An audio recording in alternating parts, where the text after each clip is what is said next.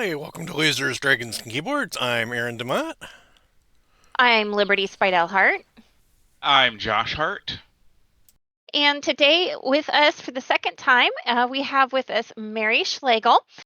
Mary grew up in the American Midwest, spending as much time outdoors as indoors, acting out imaginary adventures with her dog and horse, fancying herself a medieval princess, which doesn't every girl at some point, and devouring literary fiction. She is now a full time mom, homemaker, author, and artist. She writes fantasy and science fiction that are heavily inspired by her love of nature, science, and history, and her style is influenced by the literary fiction she loves to this day. Mary is an unashamed tea fanatic and was formerly a professional tea taster and brewer. She also has an unusual superpower for finding four-leaf clovers, which I'm super jealous about because I think I've found three in my life. And she finds them Yes. everywhere she goes, including foreign countries. I haven't found any. I found one about a month ago. It was the first time in probably 15 years. Mary considers free climbing a 200-foot cliff off the coast of Northern Ireland and working on a dinosaur excavation in Colorado to be among her most remarkable accomplishments. She, her husband, and their children live in a quiet village in the south of Ireland, where she enjoys working in their orchard and hunting for sea glass on the beach. Mary, welcome back for the second time to the show. We're so Yes. happy to have you Thank here. you. I'm so happy to be here again. It's been a Yes. while. Yeah, I It don't was. think you were Schlegel last time we talked to you. I'm pretty I sure you were was Mary not. Ruth Persley. I Yes. was, So yes. you were one of our first guests. So, Oh, was I really? yeah, probably within the first 5 or 10, I would imagine. So, Oh, Yeah. wow. I never I'd realized that. Yeah, I'd have to go Yeah. back and look, but you were pretty one of our first ones. So, So Wow. Okay. yep, yep. So, so Mary, yeah. you may remember that we start off the show with the same first question for all of our guests, returning or not. What is your name? What is your quest? And what is your favorite color? My name is Mary Schlegel. My quest is to explore bravely, to remain endlessly curious, and to use that curious exploration to create something that lasts. And my favorite color is green.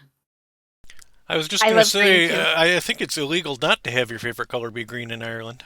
Well, it was my favorite color for many, many years before I lived in Ireland, but Well, it's it convenient. hasn't hurt.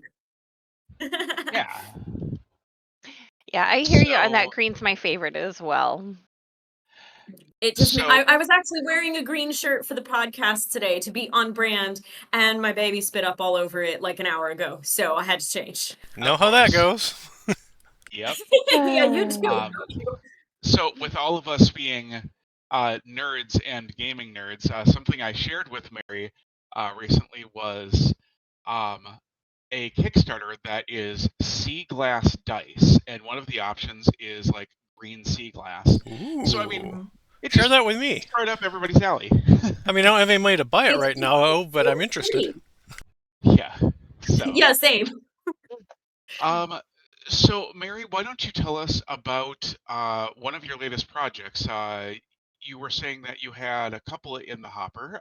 Pick one and let's talk about it. Yeah, so I have two main writing projects, fiction writing projects, right now. One is a sequel to a previous novel, and the other one is a dark fantasy retelling of The Princess and the Pea in an Arthurian fantasy meets Aladdin setting with dragons and skinwalkers. Oh, Interesting. interesting. Ooh. Yes. To the last I part. do not Ooh, to the recommend dragons. researching that when you're home alone at night. Just No, no. See, Yeah, I don't think that I would want to do that. no, no. so Be prepared I to go down all kinds of creepy rabbit holes. see I volunteer as a beta reader. I'll put your name on the list. But yeah, Aaron, choose a question. All right, let's get into the harder stuff. What's your favorite tea? Oh, you had to hit me with that right out of the gate. Yeah, it's all It's the tea stuff's all in your really bio there, so. Yeah. yes, but I have to choose a favorite. I have hundreds of favorites, Aaron. I Um, know. It's like choosing your favorite book or your favorite kid. Yeah. it's really hard to beat a really good Earl Grey. This It's is true. just really hard to beat. On the other hand, There- Earl Grey can also be the worst tea ever if you get the wrong brand. oh heavens, yes, yes, the bad Earl Grey. It's like the bagpipes. Like there's nothing better than well played bagpipes, and there's really nothing worse Yes. than a badly played set of bagpipes. So, but I Yes. had this when I was working in the tea industry. There was this tea by this guy from Iran. He blended it himself, and it was the best Earl Grey. I still have dreams about that Iranian Earl Grey tea. Oh, It nice. is so good. It was so good. So it's really, really hard to Wow. beat a good Earl Grey. Yeah. I like the Harney and Sons Imperial Earl Grey. That one's really good. That one is very good also, yes. I have quite a bit of Harney and Sons that I enjoy. Yeah, I got a Have you tea tried the shelf Harney like and right there. Sons? Oh, so you do. I see that now. I didn't notice that before. Have you had the Wonderland blend from Harney and Sons? I haven't had that one yet. No. It's very hard to find, but it is very, very good. I have to keep an eye out for that then. Huh. I know they have a shop online, so you might have to order. Yeah, a lot of times the various flavors are out of stock or just seasonal. Like their pumpkin spice blend is seasonal, and so is their berry harvest blend. And those are both really good too. But I think they have a plum one at Christmas too. That's really, really Ooh. tasty. I'll have to keep an eye Very out for that one then. I'm just sitting here going, I cannot fathom how pumpkin spice meshes with Earl Grey nor plum. No. See, the pumpkin spice No, is not actually Earl Grey. the pumpkin spice is a Rubios blend, so it doesn't Oh, actually okay. taste like tea. It Okay. tastes like Yeah, and then pumpkin spice. the Yumminess. plum is not with Earl Grey. It's just a Okay. straight black tea with plum, not Earl Grey Oh, together. okay. You were kind of scaring me there. I'm like, that No, doesn't 'cause that sound would good be at all. weird. No, that Yeah. would be super weird. No, That'd be I don't very think weird. that would work. It really would be. I mean, I'm sitting here sipping chai, so. Um, All right, so a fun fact here: chai is actually the Indian word for tea, and tea is the Chinese word for tea. But mostly in America, we use chai for spiced tea, which is a bit of a misnomer. But anyway, Well, I never. our first I rabbit never- hole of the show already. I Yes. never call it chai tea latte. I always say chai latte if I'm getting a latte because chai tea is A little redundant, yes. yeah, it's like Topinol Hill in the UK. That Yes, means hill. unless it's masala chai, which is a whole separate thing. But that's Yes. like a way rabbit hole. So, our one of our avid followers says that we only have voice right now on Twitch. Oh. So That's We my fault. I apologize need for to those watching hit on that Twitch button. or There we YouTube. go. It should be live now. That was my fault. Yeah, I Oh. didn't hit the I button. was gonna say everything on my end says my camera is on. So No, yeah, that was totally me. no. Yeah, no. hello It's everyone fine. on Twitch. Yes. Yeah. Go ahead, Liberty. So we'll get back to your Princess and the Pea retelling because we are supposed to be talking about books primarily. Though I have some other questions for you in the back half Oh, of the books show. and tea go right Um, along. It's true. What's been something interesting that you've encountered while you've been working on this book, like Oh, my. research-wise?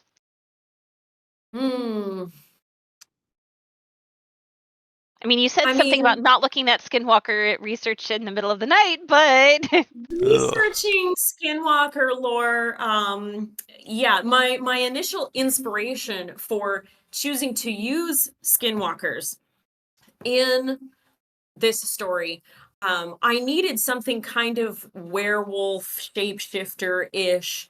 But I actually met a man who was, for many, many years, a missionary to the Navajo in the American Southwest. Oh, okay. And he encountered them.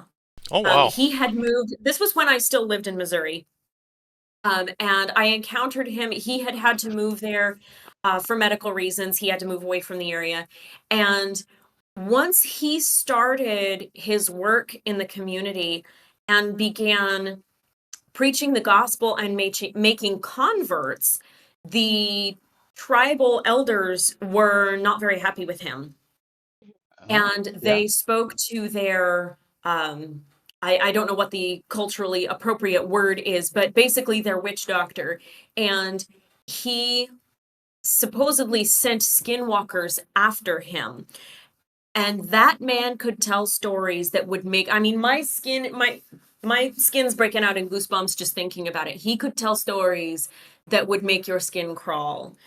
And Ooh. at the time, I was not working on this book yet.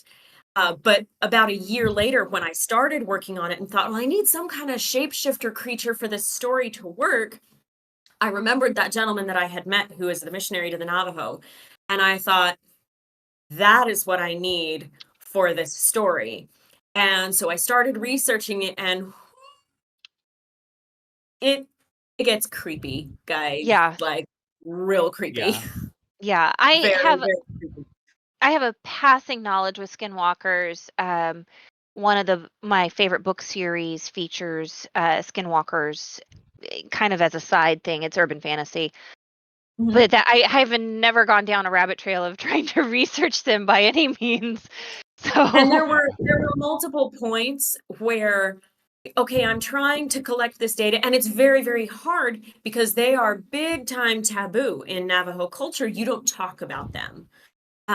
So it's very difficult to get any remotely accurate information. But there were multiple points in my research where I had to say, okay, I know enough to make the story work. I'm not going to go any farther because it's going to get real dark if I do. Like right. I was reading one article on some obscure, I don't know, Substack or something somewhere, and it started saying, now here is the ceremony that is usually performed to summon them, and began spelling it out. And I said, no, Oh, I'm going boy. by, thanks. Yeah, No. yeah, Wow. yeah, not going there. Do not need to know So that. no.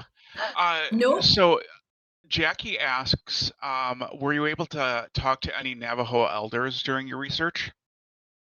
I tried, and I could not get anybody to talk to me. Okay. Yeah. So, Which makes sense If it's because, like you taboo, said, yeah. yeah, you said it's taboo, yeah. and yeah, And that would bother me more if I was writing in a setting in a fictional world that was based on the Navajo culture. yeah, Um, but I'm not. I'm kind of taking the general concept of skinwalkers and putting it in a very different setting because they're yeah, kind of their own separate thing within the story. Right. So it would bother me more. I would be more concerned about it. Now, I did read a couple of interviews of other people yeah. who had talked to Navajo tribes people. I think one of them might have been an elder. I was not able to get in contact with any myself, despite my Okay. efforts. All right. Uh,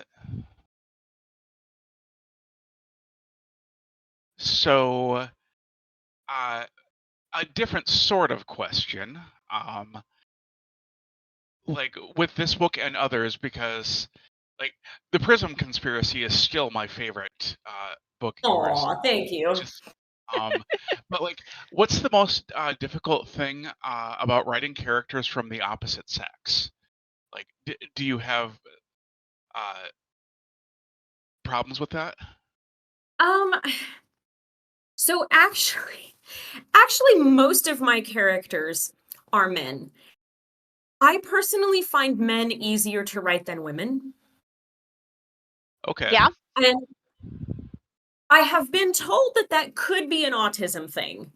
I don't know. I don't want to sound sexist or like I'm stereotyping anyone, but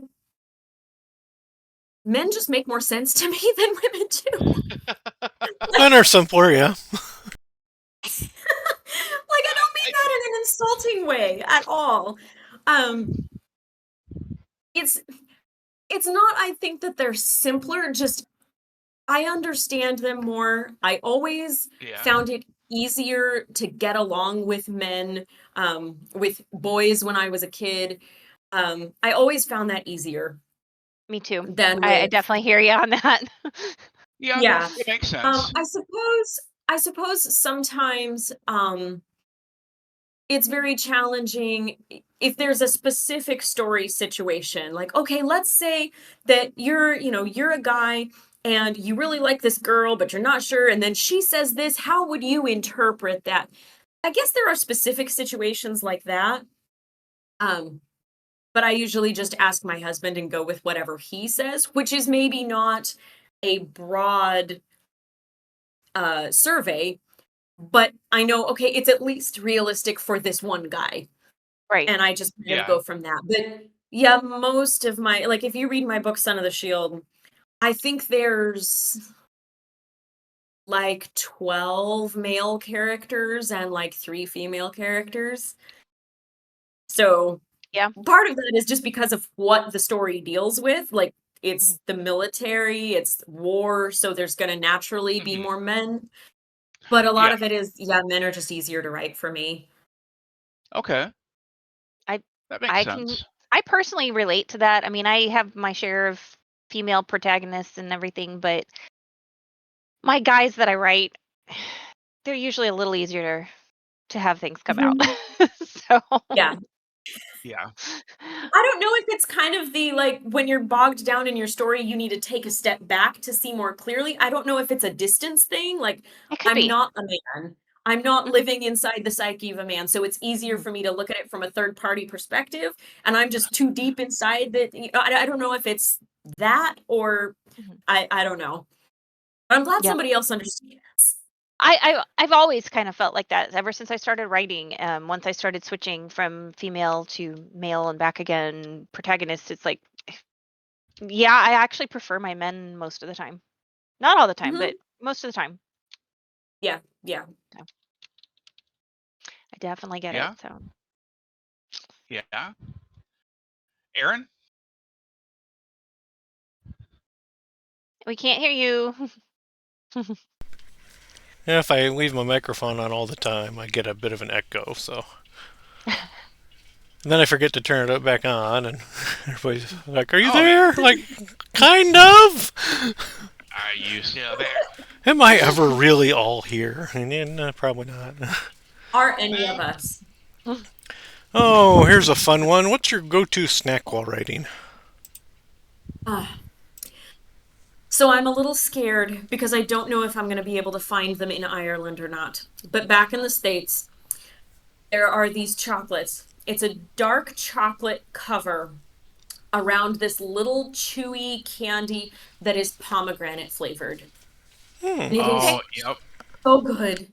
It is so good. And they're in tiny little balls. So there's like little pieces. So they work perfectly because you tell yourself, okay, 100 words, I can have a little one of these little balls. And then, okay, another 100 words. Or if the words are coming really, really fast and I'm just sitting there eating them, okay, 500 words and you can have one. And so it's, and of course, tea. Yeah. But Do you Do you remember get Well, them of at Do you course. remember Aldi? the name of those? Because I Yeah, haven't. I don't recall Aldi. seeing those Aldi. anywhere. Oh, they're Aldi. the company is Aldi has one that's also really good. But you can get them in big bags from a brand that I think is called Brookside that they carry at Walmart. Yeah, Okay.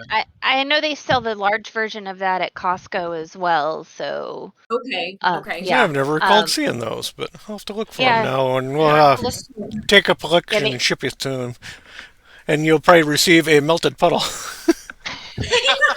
well, it's autumn here now. So our Mhm. autumn Yeah. starts in the beginning of August. So it's going to be really cool for the next several months. So if you ship it Yeah, fast enough, There you yeah. go. We wait I till have about a question. January though, and then send them. And There you go. There you go.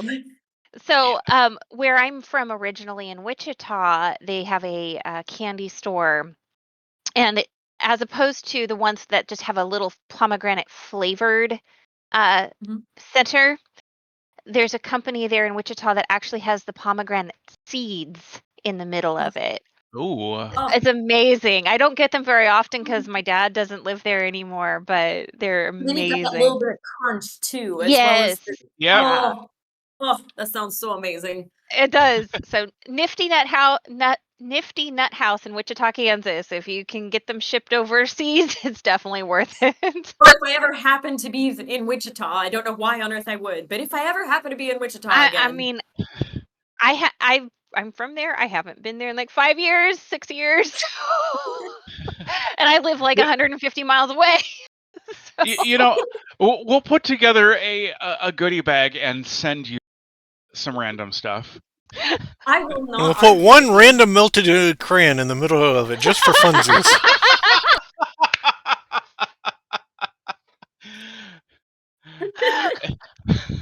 Successfully broke everyone. Mission accomplished. So, before we went to recording, Mary was sharing how the shipping container must have gotten really hot because a crayon melted in the middle of one of her children's dollhouses. So, yeah. Yeah. And crayons, when you do like the little project where you melt crayons into silicone molds with your kids and make shapes, they tell you to set the oven at 220 degrees. That's the temperature where crayons melt. So it was hot in that shipping container. yeah, Oh yeah. definitely. So, oh my goodness. Liberty, take it away. Yeah. So, Mary, what 3 authors would you like to sit down with for a monthly lunch? Do they all have to be alive since this is hypothetical? Nope. No. No. Okay, cool. So because it's easy if I can include dead people. Yeah, of course. So obviously C.S. Lewis. Like Mm. you give me the choice of any author in the world, I'm going to choose C.S. Lewis. So C.S. Lewis, I would say Stephen Lawhead. I really love. Oh, he's written so many books that I don't love everything he's written, but he's written a lot that I love. And I was thinking about it, and of course I'm in a lot of writing communities, and I was thinking about, okay, well, what about the writers I know? Because obviously I Yeah. never met C.S. Lewis. I don't know Stephen Lawhead as much as I would love to. But I was thinking, I really think I would love to sit down and have a monthly lunch with Mike Duran because I really appreciate the way Mike is not afraid to wade into controversial topics. Hmm. And That's he's true. gracious and he's kind, but he doesn't pull punches. He's Right. not Very afraid to thorough and in say, depth too. Yeah. yes, yes. And, I read his memoir, I don't know, 4 years ago, maybe. Mhm. And I just really appreciated his spiritual journey and his perspective, his wisdom as a pastor. Mhm. Yeah, so I think he would be my third. That's an interesting group of people, especially if you got them to sit down and talk to each other. Oh yeah, that'd be really fun. Yeah. Can you imagine C.S. Lewis and Mike Duran going at it? Oh, just sitting there taking notes as fast as you can. Well, Yeah. you'd want to record. You'd want an audio recording of that, or you'd never catch Mhm. everything. Oh, Oh no, yeah. Oh not no, at you all. So, never get it all. No. yeah. Yeah, Mike's great. We had him on the show, I think it was when, he had the Ghost Box was releasing, so, Okay. Yeah. yeah, so it's been a minute. I don't know what he's been working on lately, but he's a good Uh, guy. I I enjoy really talking want to to him read his too. new book about Christians and conspiracy theories. It's Mhm. on my list. I yes. haven't got it yet, but I really want to read it. Yeah, Yep. it does look good, so Mhm. That's one of those that you want the physical copy so you can like highlight and stuff. Yes. Yeah. so So, uh, so another random question. What refills your creative well? That is a very interesting question because That is something I am still trying to learn. My creative well took a really my creative well didn't take a hit. My creative well took a barrage of hits over a couple It's of year true. period. And I'm still trying to get it refilled to the point where it's actually flowing with regularity now. I know in the past, I'm always inspired by being in nature, and I'm always inspired by reading really great classic literature, and listening to really fabulous music. So I've been trying to do a lot of those things. Spending time in nature, I'm able to do quite a bit. I have three tiny children under the age of 5, so reading good classic literature doesn't happen for me very often right now. Yeah. Now, what you're supposed to do is But just read it to them at bedtime. yes, I definitely am going to read The Picture of Dorian Gray to my 5-year-old at bedtime. I was thinking more anything by Dickens. They'll be out in seconds. I love Dickens. What are you talking about? Dickens is great. Dickens is technically, on a technical note, probably one of the best authors ever. He's also Yes. incredibly boring and depressing. Yeah. You need to read some oh, what is that author? Judith. It'll come to me in a second. There's a historian who I really like, who writes fiction about she wrote a nonfiction book about life in Dickens' London, The Victorian City by Judith Flanders. Ooh, somebody take a note of that. That And sounds good. Yeah. yeah, Yeah. The Victorian City by Judith Flanders, Life in Dickens' London. I liked Dickens before I read that book, but reading her, she is the most brilliant social historian. And she really brought Victorian London to life for the horror show that it was. And Yeah. I really had so much more appreciation for Dickens and the world he was writing in after reading that book. Like I said, I liked him before, but reading Judith Flanders' work really brought it to life. Very nice. Very nice. Huh. Um, so you kind of mentioned that you had a crazy couple of years, I did. and this is something that we wanted to talk to you about because it's such, as we were talking about before we got the podcast rolling, almost a taboo in especially American culture, but Western culture just in general. Yeah, Almost 3 years ago, you lost your first husband, I Aaron. did. Yes. Um, Shock to our community. I know a shock to you as well. Why don't you tell our listeners who haven't heard the story what happened? So, my first husband, Aaron, and I had just bought a little rundown house on a very neglected 3-acre farm. And we had just moved out there. We were so excited. But the house was literally falling apart. It was all but condemned. We were in the process of trying to build a new house and fix up this neglected property. We had a 2-year-old, and I was pregnant. And Aaron did not come home from work one night. And I tried calling him, there was no answer. Called 911, and they said, well, the highway is shut down because there's been an accident, so he's probably caught in the traffic. And there's no cell service on that road. Right. So I thought, well, okay, if he is caught in the traffic there, then he's not going to be able to call me. So of course I was still nervous, but I thought, well, of course your brain immediately goes into denial. Mhm. And I thought, well, he's going to be home. He's going to be home. He's going to be home. And the police showed up instead because the accident was him. Right. He had been hit by a reckless driver.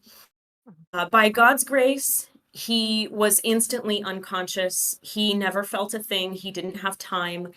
Um, Needless to say, that was a shock. It wasn't, not that I'm saying, oh, it's worse than anyone else's experience, but it wasn't like, oh, we got a cancer diagnosis, you have 6 months to live. It Right. was, I talked to him on the phone, he said, I'm on my way home, and 14 minutes later, he was dead. That night, probably within an hour of the police showing up at my front door, I suddenly had the thought, I'm never going to write again. I'm never going to be able to write again after this. I've lost Aaron and my writing because I can never write after this has happened. And a couple of days later, I said something about that to my mom. Yeah. And my mom said, no, Mary, you have been writing since before you could write. You were drawing pictures to tell stories in sequential order before you even knew how to read. You will write again. It might be a while, but you will write again. And of course, at the time, I had a lot of other things to think about. I had Right. a funeral to arrange. Of course, Aaron was 32. We didn't own a burial plot. We had no funeral plans in place. We had nothing of that Right. nature. Um, so, okay, where am I going to bury him? I have to plan this funeral. I'm carrying a child. I'm 4 months pregnant. Of course, my first fear was I'm going to lose this baby from the shock. By God's grace, I didn't. I had a very healthy, very large baby boy. Um, it was not fun, but he was here and he is healthy. And I thought, okay, I'm here by myself in this falling down house on this neglected property, which was fine when the plan was we're going to fix it up together and make it something great. And now I'm a single mom living on Social Security with two tiny children who need constant care. What am I going to do? Yeah. And so I thought, and of course, you say all kinds of things in the immediate wake of a shock like that. Right. A few days after the accident, I remember saying something to my mom. I will never love again. There will never be anyone else for me. If any man ever dares ask me out, he'll be lucky if I don't shoot him, and all those sorts of things. And then one day after church, this guy from my church asked me out. And of course, the old people in my church had been for several weeks shoving us towards each other. And I thought he was just being very gracious about a very awkward situation. I thought, oh my goodness, this poor man, he's taking this so graciously. This is so embarrassing. He's probably got a girlfriend and he's like, this is so awkward. And they, and again, I'm just gonna blame autism because I didn't know what was going on. I certainly wasn't looking for a relationship. And he asked me out. And I was so shocked that I stared at him like an owl for 3 seconds. And then I said, thank you. And I got in my car and drove away. I remember this Oh boy. because like you messaged me like an hour later and was like, uh, I don't know what to do. yeah. So the following week after church, I apologized for being so awkward. And I said, hey, look, there's a massive wrongful death lawsuit that I am still embroiled in over my husband's death. There's still insurance settlements. There's still this. There's still that. I'm still trying to get this taken care of and that taken care of and all this other stuff. I don't have time to think about a relationship right now. I'm not saying no. I'm saying, can we maybe wait 6 months and revisit this topic? And he was totally fine with that. He was very cool about it. He said, ball's in your court. It's totally up to you, which I really appreciated in the moment. And I did tell him, I'm fine with like hanging out and chatting after church. And so we did, we would just chat casually. And to my own shock, I started realizing, oh, actually, he's kind of cool. And actually, he's really fun to talk to. And I think I might be starting to have feelings for him, and this is weird, and I don't know what to do. So eventually, we started dating. And 6 weeks after that, we got engaged. And 8 weeks after that, we got married. And now we have a third baby. So, and And we then, moved to Ireland. and we moved to Ireland. So 4 months after our wedding, we took an after the fact honeymoon to Ireland. And while we were there, we decided, hey, actually, we're moving here. So we had just taken my fully furnished household and jammed all of my belongings into his fully furnished household. So we're drowning in stuff. Our engagement was so short. We didn't have time to sort through everything.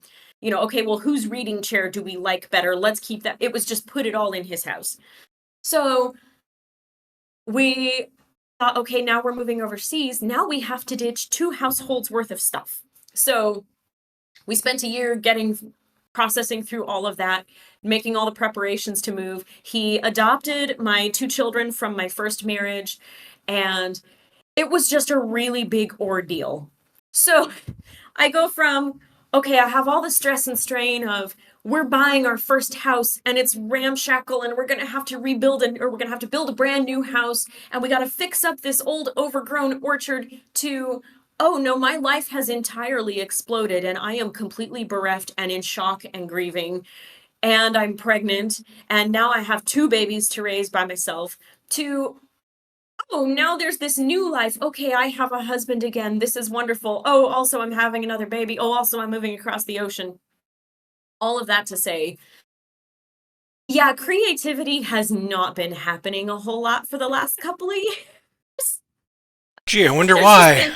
been, yeah, the way I look at it, and a lot of people didn't want to say this to me in person, understandably so.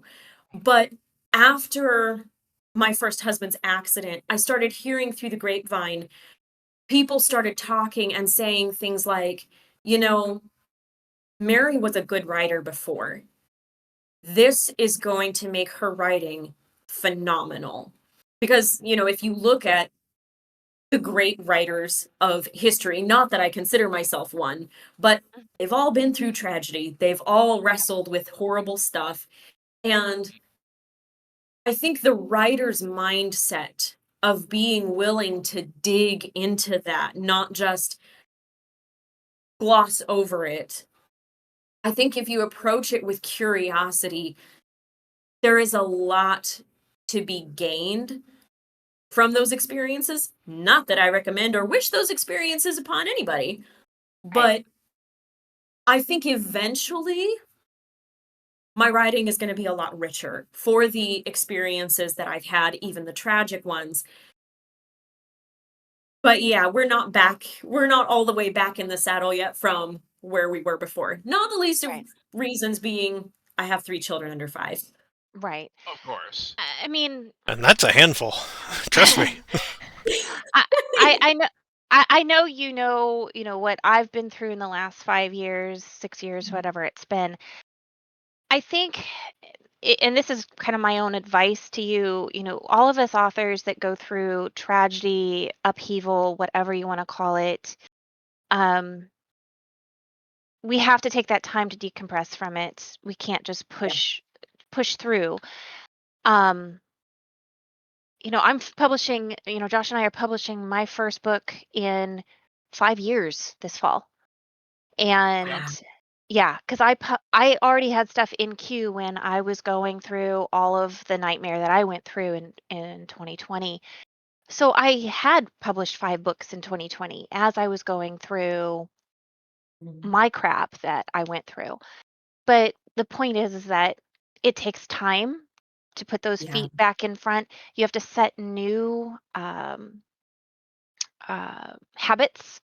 Mhm. What your habits were before, they're not going to be the same as they are after. Yeah. Especially since you went from having 1 child to 3 children. So, Oh, and moving from Missouri to Ireland. Oh, well, and you're I was chatting with Josh yesterday in the Now, thankfully, last night was much better, but in the previous 5 nights, I had a combined total of 18 hours of sleep. So, Oh, Yeah. Oh, yuck. yeah. The wow, kids are yeah. not good sleepers. Yeah. It'll get better. I mean, I have teenagers, so it does Yeah. get better.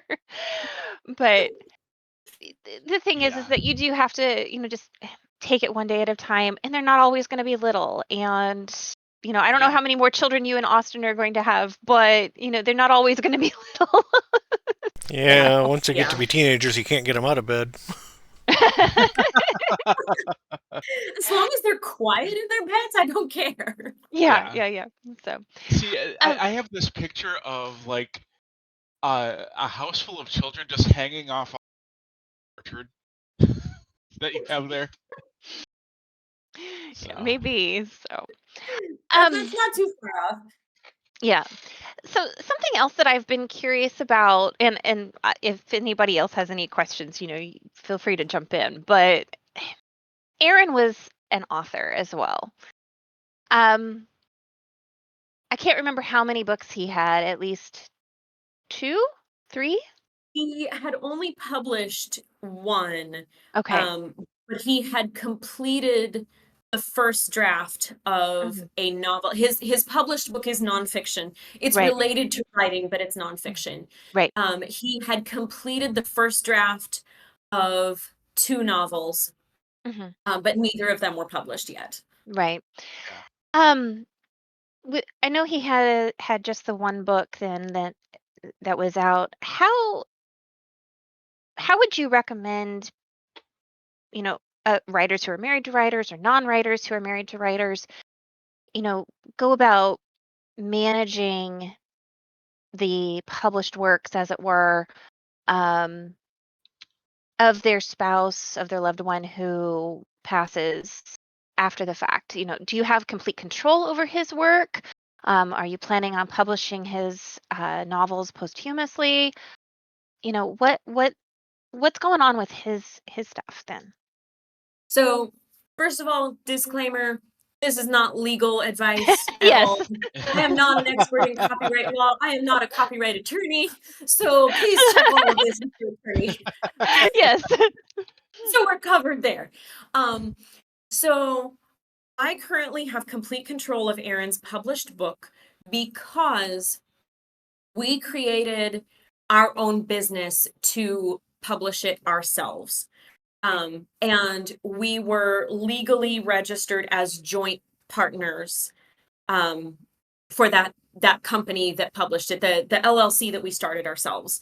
Um, I have ended up after the accident, I had way too much stuff to manage. I didn't need another thing.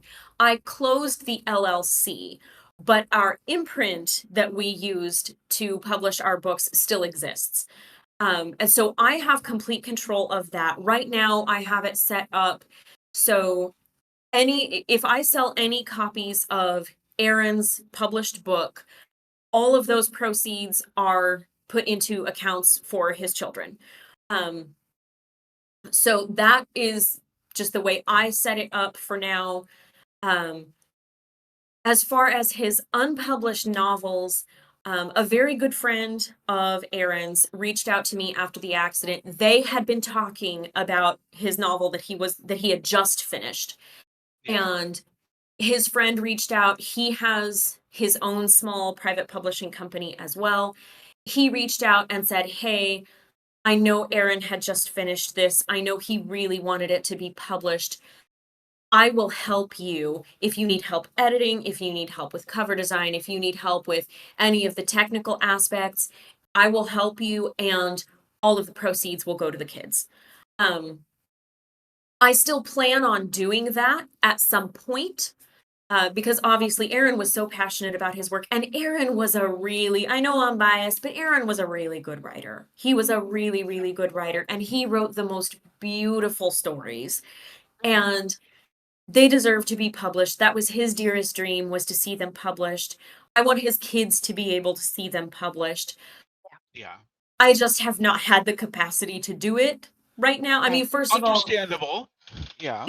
well, the whole birthing babies and getting married and moving and all of the things. Yeah. There's just the logistical, practical aspect of when on earth have I had time to do this? Right. Oh yeah. There's also very much the emotional aspect, of I am not personally up for going back and reading his writing yet. Yeah. I mean, I can still hear. So, one of the projects that he did not finish, that he was in the process of, he used the uh, video game Skyrim's soundtrack as Yep. kind of his writing music while he was working on it. I still can't listen to the Skyrim soundtrack because when I Understandable. hear the Skyrim soundtrack, my brain says, Aaron's on the other side of that wall writing. And I'm just not there yet. Yeah. We named our daughter after the main character of the novel that he had just finished when he died. I Our didn't know our that. daughter is named after her. So it's just, and he remembered, or I remember him saying, yeah, I want the book to be dedicated to both of them, the main character, because she was a historical figure that he had based it on. I want the book to be dedicated to her and our daughter. And there's been the practical and the logistical aspect of it, and there's just the fact that I'm just not emotionally ready. But eventually, I do plan on working with his friend to get his books published because it's what he would want. And I think Yeah. Yeah. someday it will be important to his children. Yeah. Most Yeah. definitely. So That makes sense. yeah, Talk to a lawyer about like intellectual bequeathing intellectual property to someone, because yeah, none of this is legal advice. Yeah. Well, I mean, I know that there's been other instances where authors leave projects unfinished. I mean, I think it's Wheel of Time is a big one where Sanderson came in and Yep. finished it up.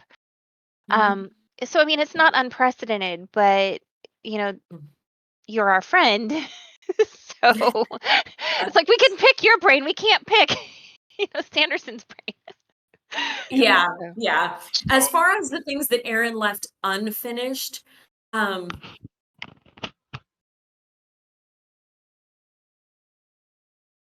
I'm trying to think of the best way to say this.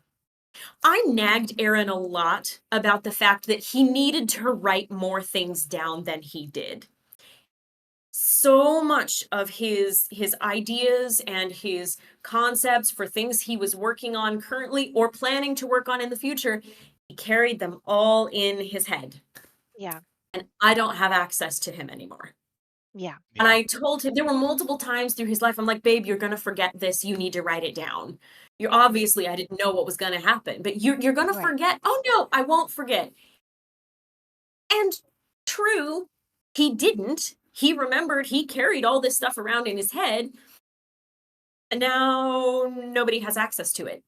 Yeah. So Yeah. there's a lot of stuff that I can't finish that story for you. And I would never attempt to finish any of his anyway, simply because he and I, people would ask, oh, so you're married and you're both authors. Do you write together? And we both go, no. Because we're like, well, why not? Because we love each other and we want to stay married. Because our Yeah. styles were so completely different. I could never finish something of his in a style that would be reminiscent of his, that he would have been pleased with. Um, so unfortunately, the unfinished stuff is gonna have to stay unfinished. Now, if our daughter turns out to be a writer, if our son turns out to be a writer, hey, here are your dad's notebooks. Here are the things that he left behind. If you want to use it as inspiration, go for it. But as it is, as far as I'm concerned, his unfinished works, it's better that they remain unfinished, in my opinion. It makes As sense. heartbreaking as that Wow. is. Yeah, yeah. He probably knew how they were gonna end and didn't get the He chance. did, yeah. Yeah, So, yeah. so it would be cool though if you could find a ghostwriter who could emulate his style and help finish it. Yeah, yeah. Maybe someday if I can find someone with the right style. I've just never seen anyone with a writing style like his. Yeah. And uh, that unique gift is part of what made Aaron so awesome. Yeah. Yep. So, uh, So. so thank you for being willing to talk about that aspect, because Absolutely. as you said earlier, it's something that so many people shy away from, and Mhm. like digging into it is so important. Yeah. It was interesting. I got myself into grief counseling within 3 weeks of the accident. And I was in grief counseling until we moved out of the United States 2 months ago. And you know, my counselor was incredible, and he walked me through all of the whole, okay, but I think I might be starting to actually love someone again, and I'm freaked out, and what do I do? He walked me through the whole process. And uh there were moments I'm sitting there in my counselor's office, sobbing my guts out, and he would say something, make some observation, make some connection, and I would suddenly think, I can use that in this book I'm working on. I can use that for this character. Oh boy. There were moments when I was taking notes, and I'm sure my counselor, bless him, thought, okay, she's gonna like review these and help herself when she's having these feelings. She's gonna use these.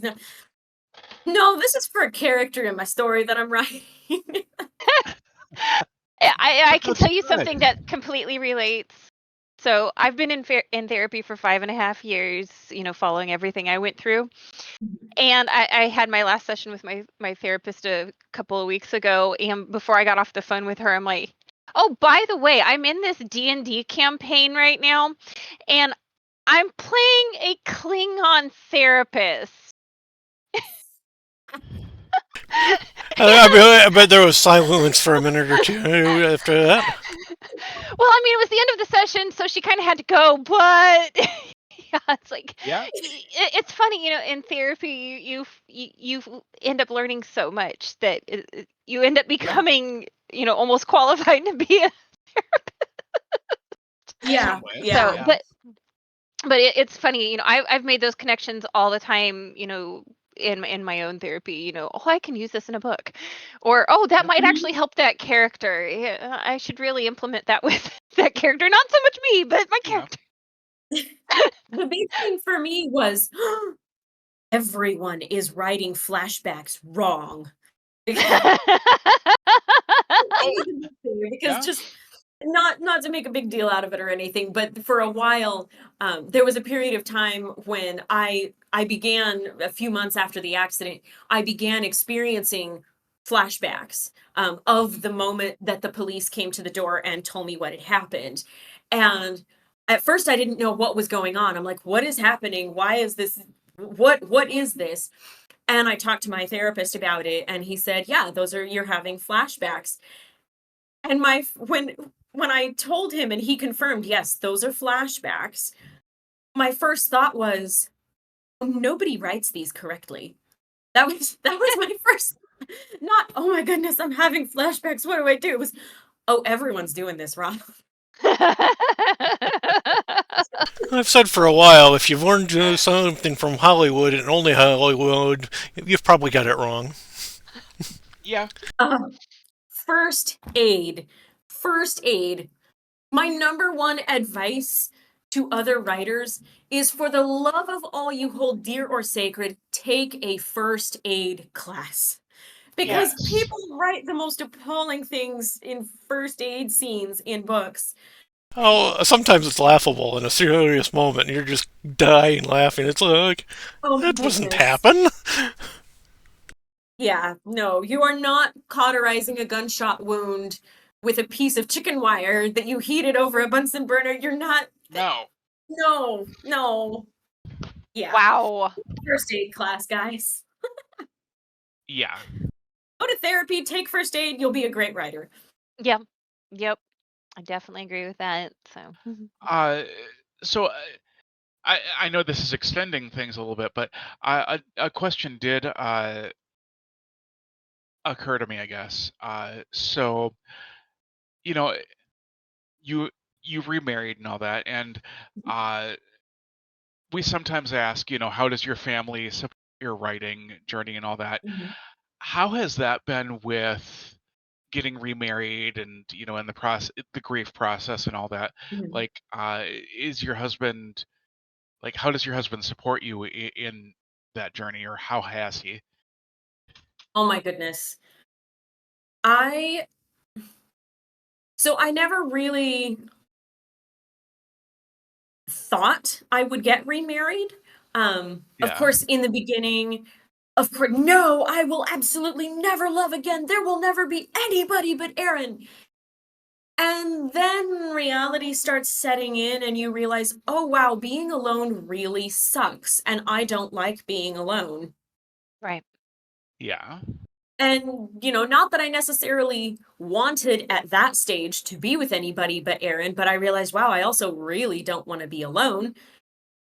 But then I thought, well, I'm a middle aged widow with 2 kids. Who's going to be interested? It'll never happen. And I thought, even if it did, any lingering grief I have over Aaron, that's going to have to be my own private little thing. I'm going to have to keep it out of sight. I thought anybody else is probably going to feel awkward or uncomfortable or maybe jealous or there's I thought there's no way that I'm going to be able to like have that in the open. It's going to have to just be my private little thing. Hmm. And from the very beginning, I think like our first or second date, Austin, my new husband, which first and last letter of their names are the same. Try not to get confused there. They Yeah. both begin with A and end with N. So, yes, a lot of people have gotten confused. Um, I think it was like our first or second date. He straight up said, "Hey, I know that I'm never gonna replace him. I know that." And I thought, wow, okay. And I said, well, thank you, but you should also know that you're not in competition with him. Yeah. It's not you two competing for my affections. It's my counselor would always say, it's not simultaneous, it's linear. There was Hmm. Aaron, and you loved Aaron with your whole heart, and you lost Aaron, and now you have Austin, and you love Austin with your whole heart. They're not competing with each other. You're not trying to balance the scale. It's linear, which was always very helpful. Um, but Austin has also been very, very open. One of our first dates, we did this questionnaire for couples thing.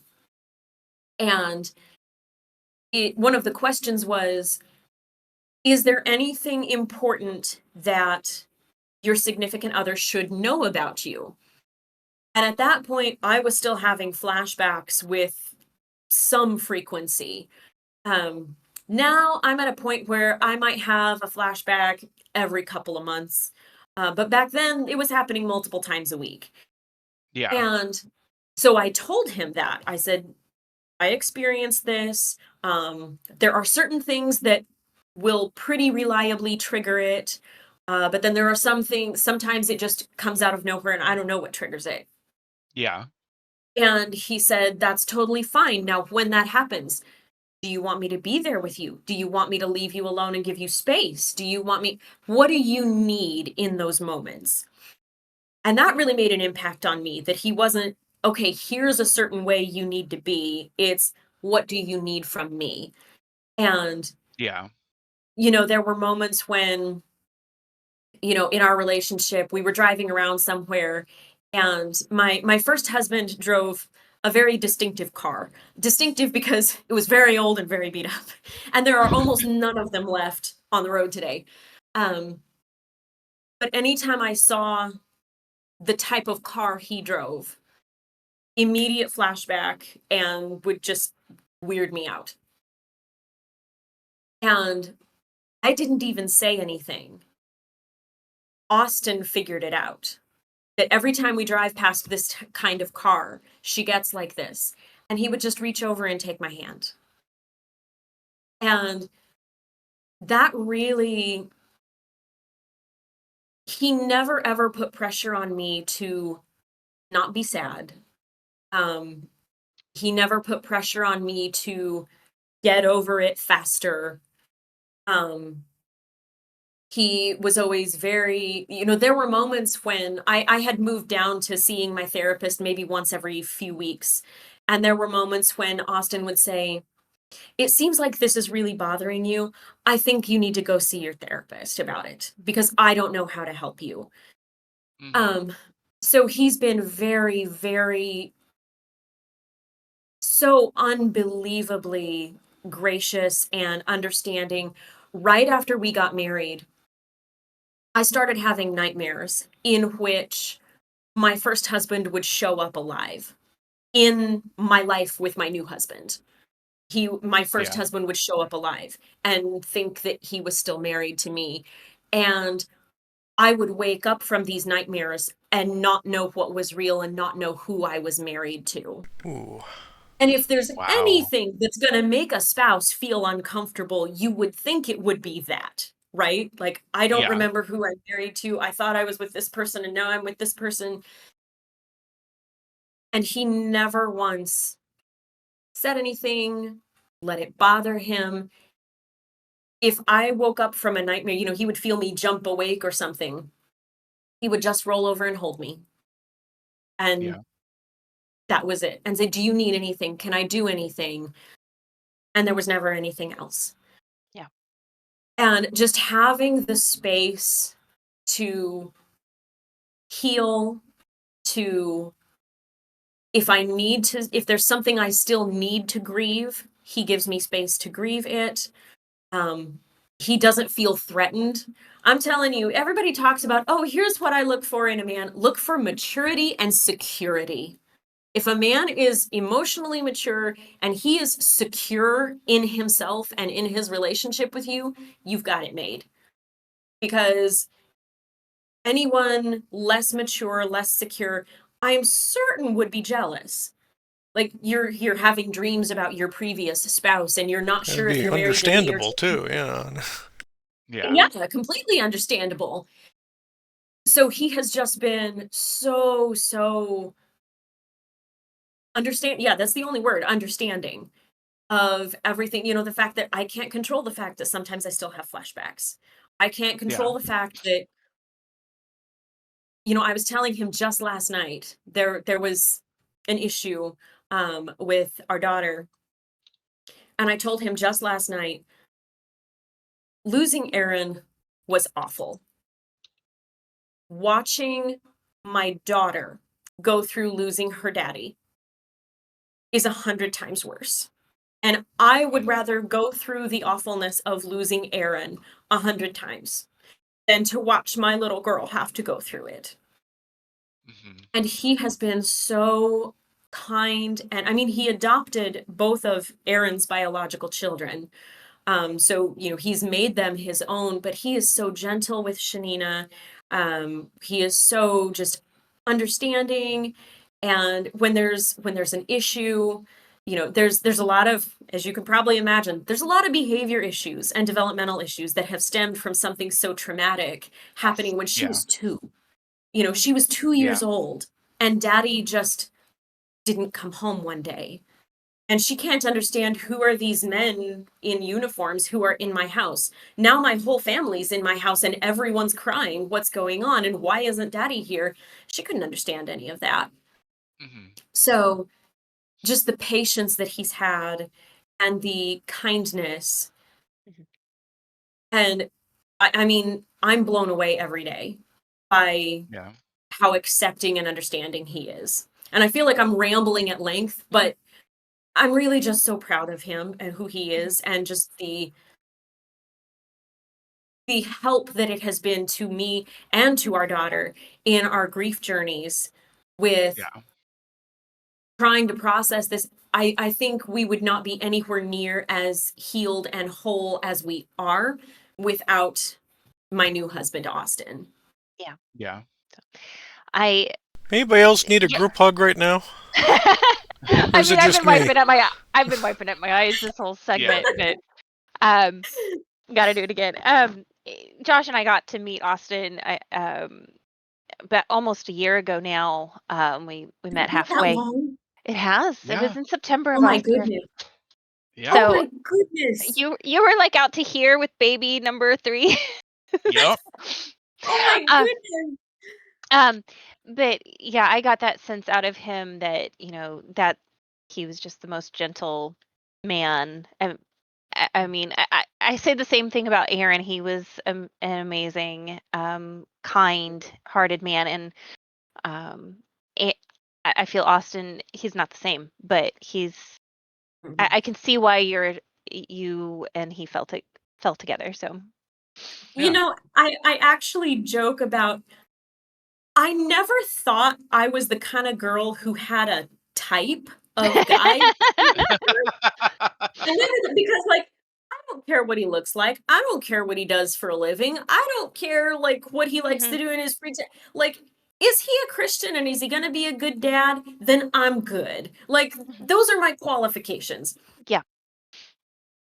But I actually apparently have an extremely specific type. Like Mhm, the first few weeks we were dating, I honestly had to sit down and ask myself, is there some way he could have found these things out about Aaron and is just claiming to be exactly like him? But there were things that I'm like, no, I'm literally the only person who knew that about Aaron. There's no way Austin found this out and is making it up to try to manipulate me because I swear they are twins separated at birth.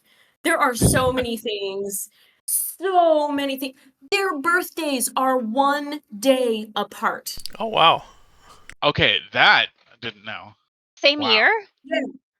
Oh my Yeah. word. But no, not same year. No, there's 2 years difference. Okay. So not same year, but same, yeah. Sorry, Same I month and misunderstood. same Yeah, month same month and same and day, same. or 1 day Uh, off. yeah. So Wow. Yeah. so this fall to tie it back to books and stuff. This is one of those. Um, if it was written in a book, it would be so unbelievable. Like people would be like, Yes. no, no, no, no. Yep, But yep. yeah. Yep. Uh-huh. But yeah. Now we got a little bit of kind of a classic rom-com thing going on when little Yeah. old ladies at our church started forcibly shoving, like, I told Austin we were going to date eventually whether we wanted to or not, so we just decided to do it and get it out of the way, and then it ended up working really well because those old ladies were not gonna let us get away with not dating. That's funny. I mean, I'm not kidding. It was like movie levels of, oh, Mary, your hands are so full. Let me carry your diaper bag for you. Oh, this is, or I'm trying to think which one it was that, because there were two different ladies who would kind of tag team it. So there was this one, she would say, oh, Mary, your hands are so full. Let me carry your bag for you. Austin, didn't you hear me? Get over here and carry Mary's bag. I'm not exaggerating. It was Oh boy. that level. And I'm like, please just shoot me and put me out of my misery. And Where's a hole just I can go hide in? Yeah. Yeah. yeah, it was, Okay, yeah. so I'm taking notes for cozy. Oh man. So we have been going over an hour already, which doesn't seem like it's been that long because you are so fun to I talk know. to. Y- you guys moved to Ireland. You've been over there a few months now. How is settling into living in a completely different country with a completely different culture going for you guys? So moving sucks when you're moving down the street. Yes, it does. Moving really, really sucks when you're moving across the ocean. It's so Yeah. awful. Just the whole moving process. And we sold or gave away most of our material possessions. Obviously, real estate. I think our last piece of real estate is closing like today or something. All of our vehicles, all of our livestock, almost all of our furniture, except like my antique dresser that belonged to my grandma. We kept almost all of the books. We did very minimal pruning of the books, It would but be hard. everything else, yeah, we kept like the basic necessities, like my pots and pans and our clothes and like the basic hand tools, hammer and screwdrivers and stuff. That was all we kept. But obviously you can't bring that with you on an airliner. So Yeah. we traveled in suitcases only, and just what we could fit That'd be in a our lot of suitcases checked was what bags we. and a lot of expense. Yeah. I have a picture I can show you, Aaron, that was it was a lot, and then we had to try to fit it into a tiny European rental car Oh boy. with 3 car seats. So everything else came over in the shipping container that was mentioned previously, and we said, okay, how long is this shipping container going to take to get to us? And they said, it could be as little as 3 weeks, or it could be 12 weeks. You might want to double that. And Uh, okay, so it ended up being, I think, about 6 or 7 weeks, I think. I don't remember. Right now, I don't even know what day of the week it is, let alone anything else that's going on. Um, so, of course, exhaustion. We had to find a rental house. No one will talk to you about rental houses online. You have to be here in person in the country, or they won't talk to you. Because apparently, real estate fraud is a really big issue here. Um, Oh. yeah. So we used trusted pet sitter to find places to stay, because you can stay for longer periods, and you just have to take care of people's pets. You don't have to pay through the nose like with an Airbnb or hotel. So that's what we Okay. did while we were here. We found a rental house. Everybody was telling us, oh, it's going to take you 6 months to find a rental house. We found one in 15 days. And it's a beautiful house. It's got plenty of space. It has a huge yard. It has an orchard. We're in this beautiful little village that we just love. And we absolutely love Ireland. I mean, we moved here because we felt like the culture, the climate, the food, the everything here we felt was a better fit for us than we felt in back in the States. And everyone was telling us, oh, well, that's just, tourist syndrome. The shine's going to wear off. You're going to, the honeymoon will end and you're going to realize that you should have stayed. Well, we've been here a little over 2 months and we love it more every day. So if the honeymoon ends at some point, okay, but like everywhere has problems. That's a big thing. A lot of people Yeah. have said, well, you don't want to move to Ireland. Ireland has corruption in their government. That was one specific thing. And we're like, doesn't everybody these days? I mean, Yeah. What the heck? outside Antarctica, where does not have corruption in their government? Um, people have brought up the most random. I think half of people think that Ireland is just a never-ending St. Patrick's Day parade, and the other half think that they're still in the middle of the potato famine. Uh, we've had oh boy. someone Seriously. literally asked me, so now, do most of the houses have electricity, Oh my or goodness, really? What? my husband works in the tech industry. Ireland is the tech hub of Europe. Yep. Like, yes, they have electricity. They have indoor plumbing and everything. What? So, No. so obviously there's been a few cultural things. You can't get root beer here. And Oh my that is goodness. just that's rough. That's rough. I'm not even a soda person, but I really like root beer. And Yeah, you can't get it here. that's weird. The showers are really, really loud. It's like showering with a lawnmower, and I'm not exaggerating. Wonder why. And that's just, I don't know. I don't know. They're just extremely loud. I'd be Um, tearing the whole plumbing apart to figure out. Probably getting in trouble with the landlord at that point, but there's a few things like that. most of the time the car is wider than the road, and that gets stressful. I do miss my nice wide American highways. Be like on Doc Martin, where Other you're than driving that, along on a 2-track and another car comes and just kind of wince in it.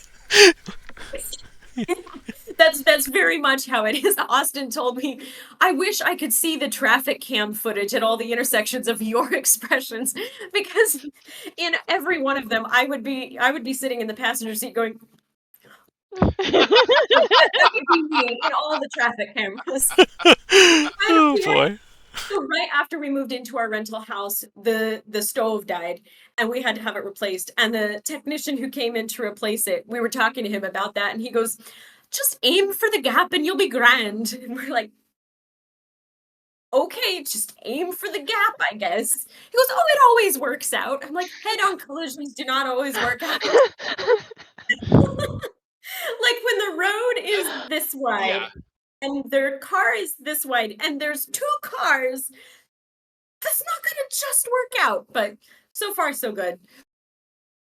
So Okay. we love it. We feel very happy here. This is the first August September period. What is today? Oh no, it is still August. This is the first August in 34 years that I have not been deathly ill from my ragweed allergies.